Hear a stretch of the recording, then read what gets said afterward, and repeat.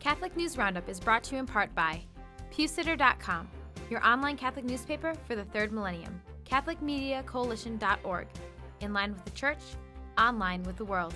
And TheAmericanCatholic.com, politics and culture from a Catholic perspective.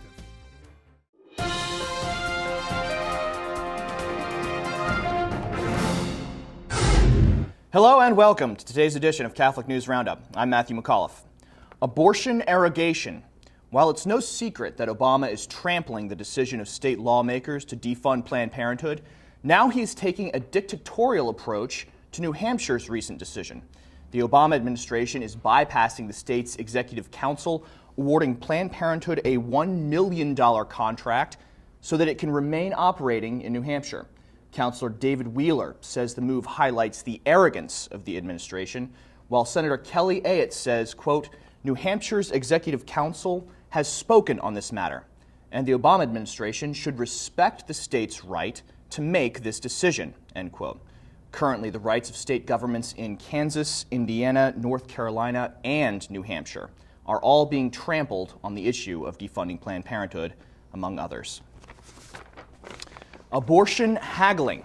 A mother and father have judged their disabled 3-year-old son as not worth living and are getting $4.5 million for missing the chance to abort him.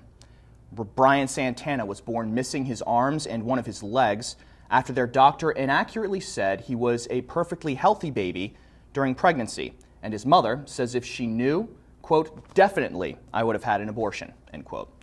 Brian's parents sued their doctor for $9 million for allowing them to have a baby they didn't want, and the jury actually gave them half, putting a price on the head of children born disabled.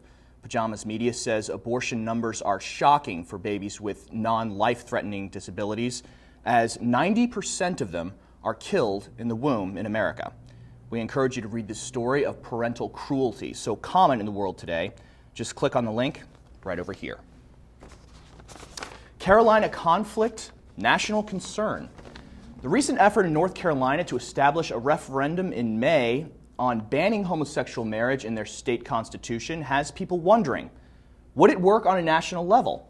New poll results from Gallup say 48% of Americans would support a constitutional ban on same-sex marriage, but that 55% believe it should be handled on a state level. Of those who believe it should be handled on a state level, 45% oppose same-sex marriage over 42% who think it should be legalized, while 47% believe homosexuals should have so-called civil unions. Over 38% oppose that idea. Since we are talking about percentages, Americans believe that around 20% of Americans are homosexual. The real numbers fall in only the 2 to 3 percentile of the population. Stay with us. We'll be back in just a few seconds.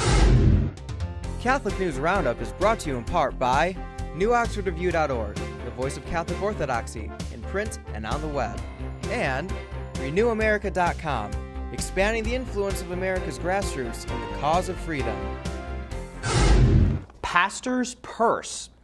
Greed, murder, wealth, and conspiracy in South America don't involve drug cartels this time. It's Brazilian evangelicals.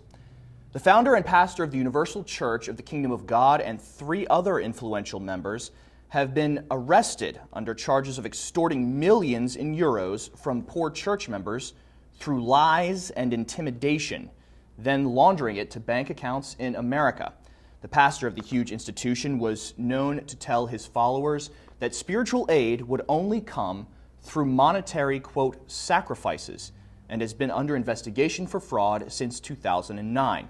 The church itself has grown since 1977 to 5,000 locations with over 13 million members and 15,000 pastors leading up to these events. Calling all fathers. A new billboard campaign is targeting fathers and attacking the racist roots of abortion. According to LifeSite News, Fatherhood Begins in the Womb is a new campaign created by Issues for Life and the Radiance Foundation, meant to expose the culture of abandonment that abortion has created. The chief creator of Radiance Foundation, Ryan Bomberger, an African-American, says, quote, men have been empowered by Roe v. Wade to have sex and run. They've been forced out of their crucial role by perpetual welfare and today's brand of liberal feminism, end quote. Today, 72% of black children are born into unmarried households. I'm Matthew McAuliffe. Thanks for tuning in. Be sure to tune in tomorrow for your daily dose of Catholic News Roundup right here on RealCatholicTV.com. And be sure to check out The Vortex today, where Michael talks about the collapse of Western civilization. Thanks for tuning in. Be sure to tell all your friends about us. And as always, God bless.